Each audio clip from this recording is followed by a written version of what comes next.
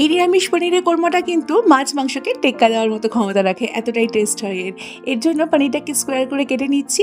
অপরদিকে কড়াইতে ভালো করে গরম করে সাদা তেল দিয়ে ওর মধ্যে 1 চামচ নুন দিয়ে তার মধ্যে পনিরটাকে দিয়ে হালকা করে পনিরটাকে শ্যালো ফ্রাই করে তুলে নিচ্ছি।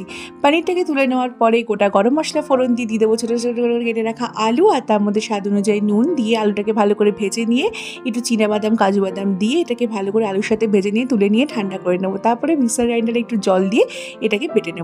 অপরদিকে একটু টক দইয়ের মধ্যে বেসিক গুঁড়ো মশলার সাথে সামান্য একটু কাসুরি মেথি, কাশ্মীরি লঙ্কার গুঁড়ো, নুন, চিনি এগুলো দিয়ে ভালো করে মশলাকে বানিয়ে নেব। তারপরে ওই সাদা তেলের মধ্যে মশলাকে দিয়ে মশলা ভালো করে কষিয়ে নেওয়ার পরে এই আলু বাটাটা দিয়ে দেবো, দিয়ে ভালো করে মিশিয়ে নেওয়ার পর ঝোলের জন্য দিয়ে দেবো 1 কাপের মতো দুধ।